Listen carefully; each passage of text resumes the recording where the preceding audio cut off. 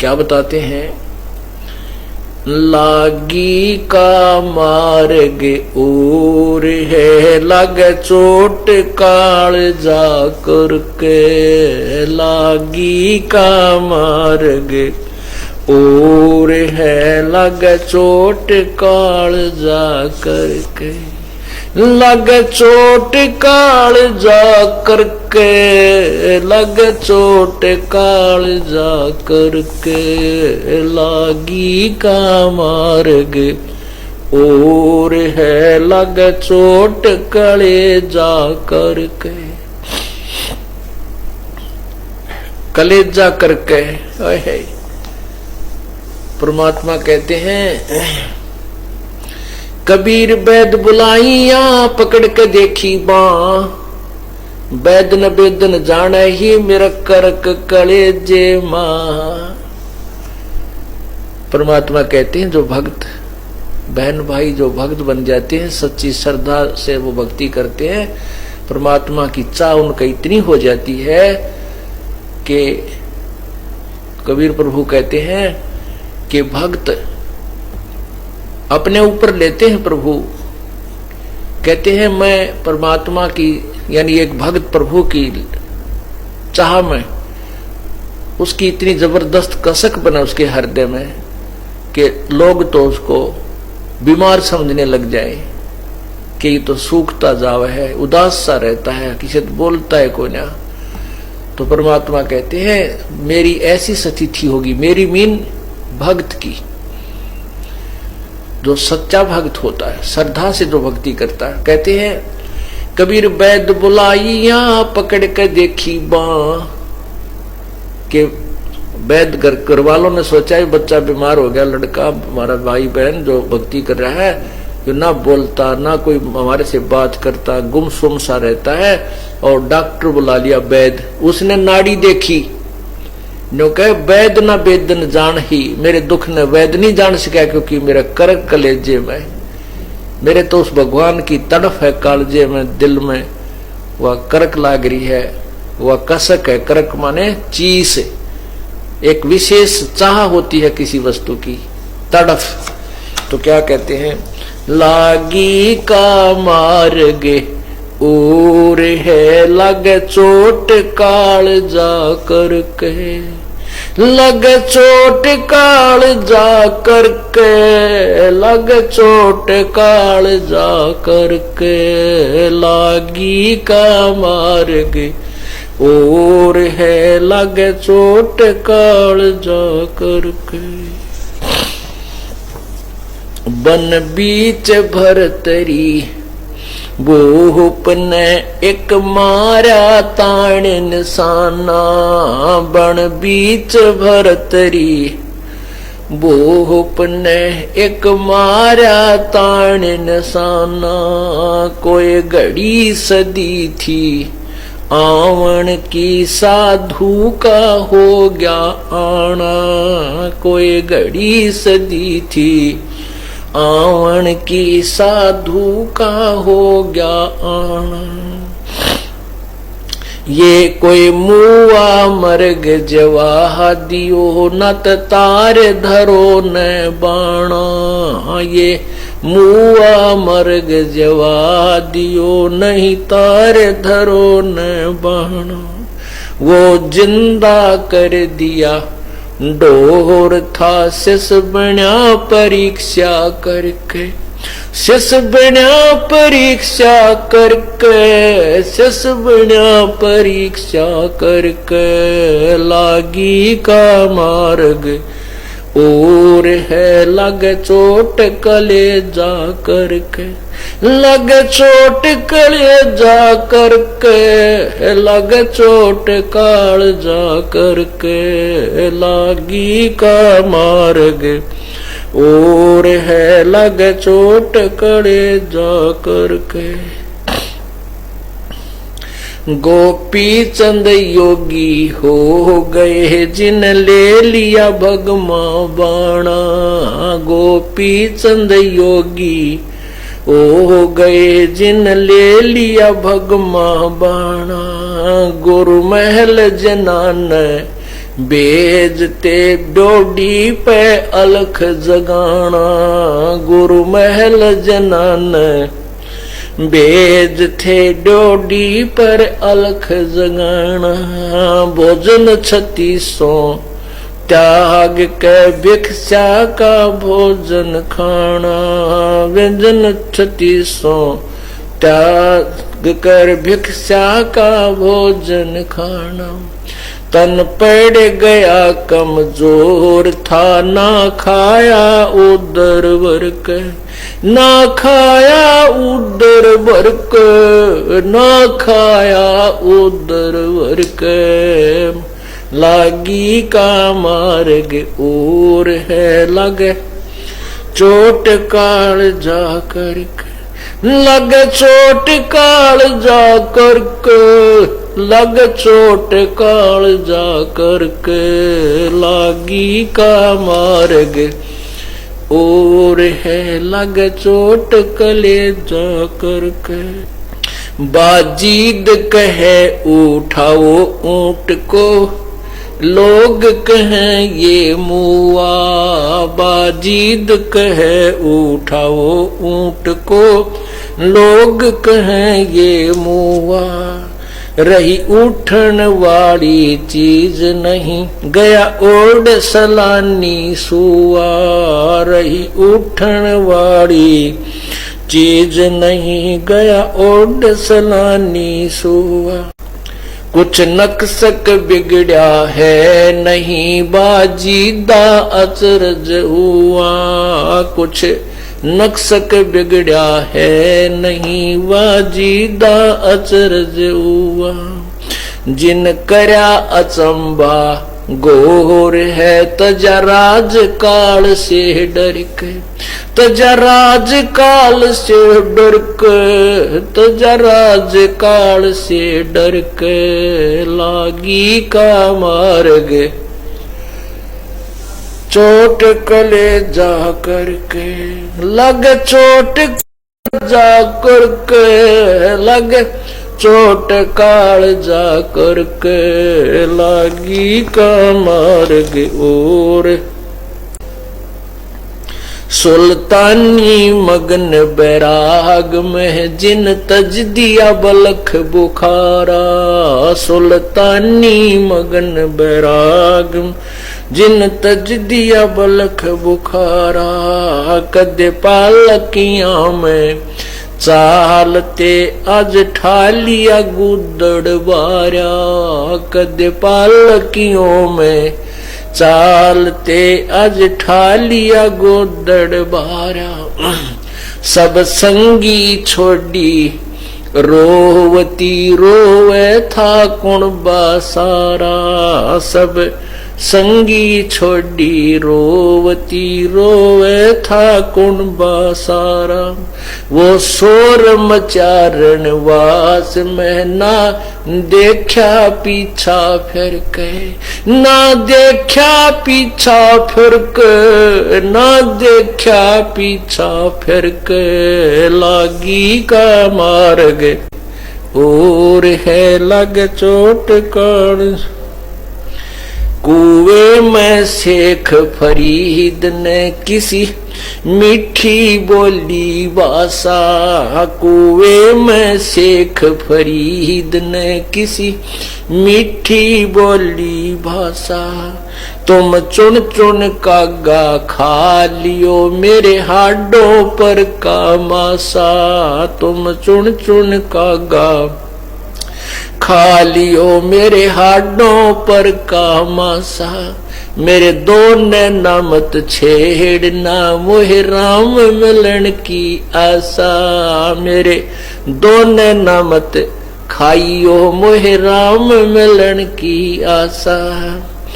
जिन करी तपस्या गोर थी वे हुए आश्रय अर्क। वे हुए आश्रय हर्क। वो हुए आश्रय अर्क। लागी का मार्ग और है लग चोट करे जा कर। लग चोट काल जा करके, लग चोट काल जा करके, लागी का मार्ग। पीपा दरिया में कूद गया जिन कैसी करी डठाई, पीपा दरिया में कूद गया जिन कैसी करी डठाई। वह नर पाड़ा जीत गए जिन सिर धड़की बाजी लाई, वो नर पाड़ा जीत गए जिन सिर धड़की बाजी लाई। कह मंगलानंद चेतियो तुम सोच समझ मेरा भाई, कह मंगलानंद चेतियो कुछ सोच समझ मेरा भाई। बिन चेते यु झूठा शोर है, कुछ जाइयो सुकर्म करके, कुछ जाइयो सुकर्म करके, कुछ जाइयो रे सुकर्म करके, लागी का मार्ग और है लग चोट कले जा करके, लग चोट काल जा करके, लग चोट काल जा करके, लागी का मार्ग और है लग चोट काल जा करके। अब क्या बताते हैं कि परमात्मा की भक्ति में इतनी श्रद्धा आपकी हो जावे कि आपके मीठी मीठी कसक बनी रहे प्रभु के प्रति, भक्ति के प्रति। तो किन किन को ये कसक लगी, किन के कलेजे में करक लगी, उनके विषय में एक साधु ने बताया है। मंगलानंद जी के बता रहे हैं, देखो पुण्यात्माओं, जो भी प्रभु की प्राप्ति का प्रयत्न करता है उसको अवश्य ये ज्ञान होता है कि परमात्मा की भक्ति करनी चाहिए और विशेष कसक के साथ करनी चाहिए। जैसे यजुर्वेद में 40वें अध्याय के 15वें श्लोक में लिखा है कि ओम नाम का जाप काम करते करते कीजिए, विशेष कसक के साथ कीजिए और अपना मुख्य कर्तव्य समझ कर कीजिए। लेकिन अब अन्य संत भी जो साधना कर रहे हैं वो पूरी कसक के साथ कर रहे हैं। अब जैसे हमने यहाँ बरवाला से जाना है दिल्ली की तरफ, हम दिल्ली जाना है, हमारा काम दिल्ली में है, तो हम विशेष कसक के साथ चले हैं। यदि हमारे को किसी ने सिरसा की तरफ भेज दिया है कि इधर दिल्ली है, तो हम उसको दिल्ली की तरफ चल रहे हैं और कसक हमारे अंदर दिल्ली जाने की है, लेकिन हम दिल्ली नहीं पहुंच सकते। अब जैसे ये संत थे मंगलानंद दादी, ये भी पुण्यात्मा थी, परमात्मा चाह रहे थे, इन्होंने भी वही बातें बताई कि भगवान की तरफ लगे तो कसक के साथ लगे। यदि हमारे को दिशा ठीक नहीं मिली है अपने मंजिल की ओर जाने की और हम उस विपरीत दिशा में भी जा रहे हैं और कसक के साथ जा रहे हैं, तो भी व्यर्थ है। अब तो हमने दिशा मिल गई है, लेकिन अब इन उदाहरणों का सहयोग लेना है। जो इन अनजान संतों ने विपरीत दिशा में भी वही स्पीड खींची, जैसे हमारी गाड़ी की स्पीड है 100 स्पीड से चलती है 100 किलोमीटर प्रति घंटा, और हम जाना दिल्ली था उस स्पीड से जा रहे हैं सिरसा की तरफ, तो हम डबवाड़ी पहुंच जाएंगे, पंजाब में प्रवेश कर जाएंगे, दिल्ली नहीं जा सकते। इसी प्रकार कसक भी हो और मार्ग भी ठीक हो, हमारी स्पीड भी सही हो और दिशा भी हमें वो ठीक मिली हो, तब हम सफल होंगे, मंजिल पर पहुंच सकेंगे। तो क्या बताते हैं, शेख फरीद ने कुएं में किसी मीठी बोली भाषा, अब शेख फरीद जी भी प्रयत्न कर रहे थे परमात्मा के पाने की, उनको ज्ञान तो ये दे रखा था कि भगवान निराकार है, और गुरुजी ने ये भी तपस्या बता रखी थी कि साधना कर, तप करने से प्रभु का दर्शन हो जाता, दीदार होता है।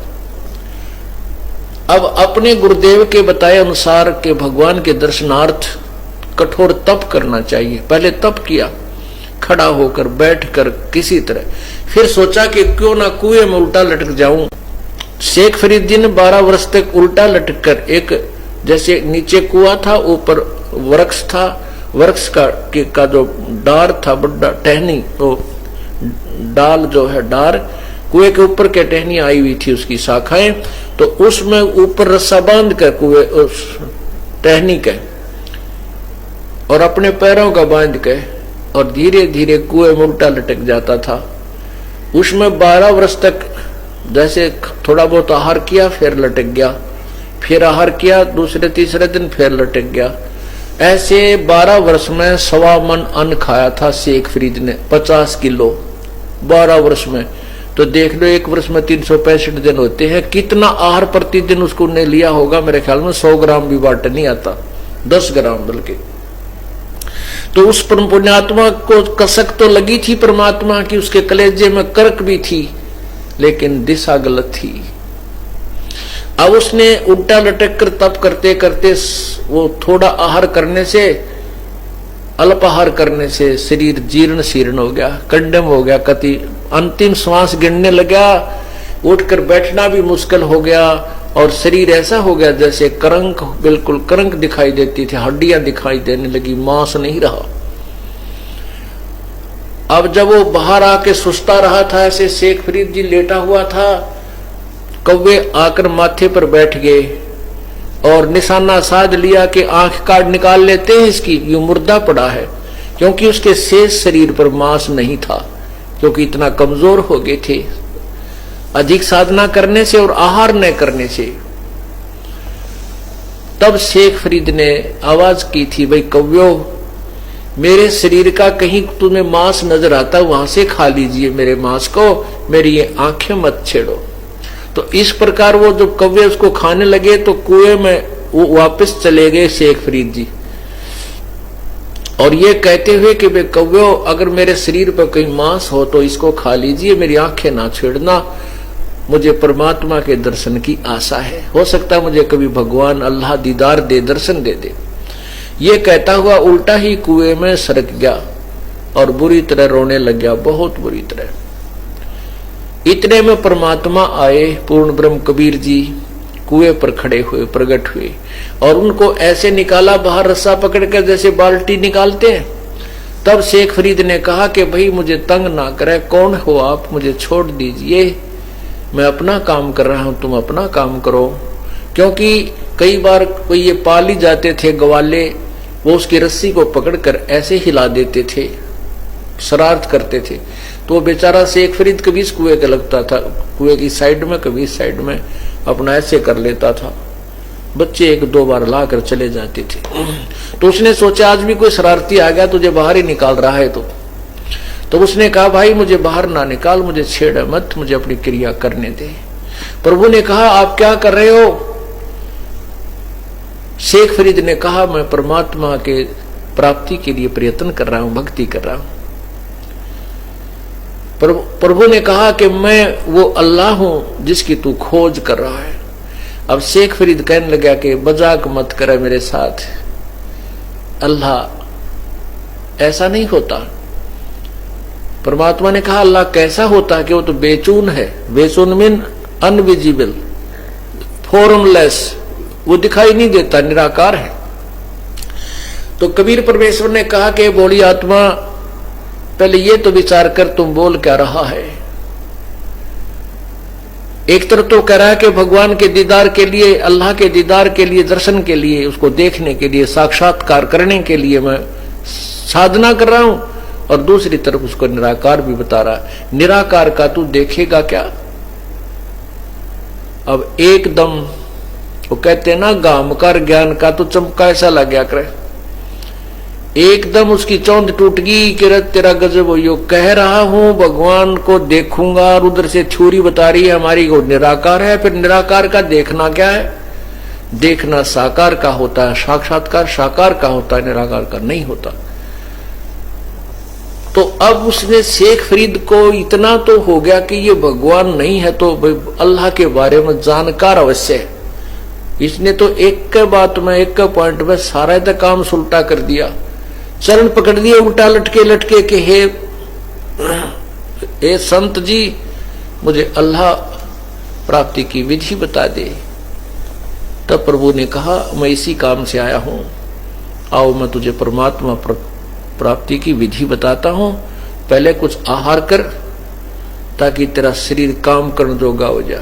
इस शरीर को किसे क्या दुश्मनी थी, तूने ऐसा बुरा हाल कर लिया इसका। इसको भोजन कर, आहार कर, ज्यादा ना खाओ, इतना कम भी ना खाओ कि सारी आंत इकट्ठी हो जा, कड़ टेढ़ी हो जा।